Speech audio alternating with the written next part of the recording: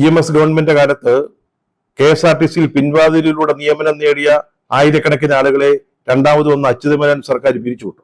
ഉടനെ അവരെ തിരിച്ചെടുക്കണമെന്ന് പറഞ്ഞുകൊണ്ട് സമരം തുടങ്ങി. ആ സമരം ഏതൊക്കെ തരത്തിലാണ് അക്രമാസക്തമായതെന്ന് ഇപ്പൊ ഓർമ്മിക്കുന്നത് പോലും ദുഃഖകരമായ കാര്യമാണ്. 1970 ജാനുവരി 21 കണ്ണൂർ ജില്ലയിലെ മട്ടന്നൂരില് ചാവശ്ശേരി എന്ന് പറയുന്ന സ്ഥലത്ത് വെച്ച് രാത്രിയില് CPM-കാര് ഒരു ട്രാൻസ്പോർട്ട് ബസ് തടഞ്ഞു നിർത്തി തീവച്ചു. 4 പേരെ പച്ചയ്ക്ക് തീ കൊളുത്തി കൊന്നുകളഞ്ഞു. അച്യുതമേനോൻ ഭരിക്കുമ്പോഴത്തെ കാര്യമായി പറയുന്നത്. അതിനുശേഷം അന്ന് ആഭ്യന്തരമന്ത്രിയായിരുന്ന CH മുഹമ്മദ് കോയെ തലശ്ശേരി TVയിൽ വെച്ചിട്ട് ഒരു CPM പ്രവർത്തകൻ ആസിഡ് ബോംബ് എറിഞ്ഞ് കൊല്ലാൻ ശ്രമിച്ചു. അത്ഭുതകരമായിട്ടാണ് അന്ന് CH രക്ഷപ്പെട്ടത്. പിന്നീട് ജനുവരി 19 പ്രതിപക്ഷത്തിന്റെ ഒരു അടിയന്തര പ്രമേയം അനുവദിക്കാതിരുന്നതിന്റെ പേരില് പ്രതിപക്ഷാംഗങ്ങള് സ്പീക്കറുടെ ഡയസിലേക്ക് കയറി മൈക്ക് പിഴുതെറിഞ്ഞു.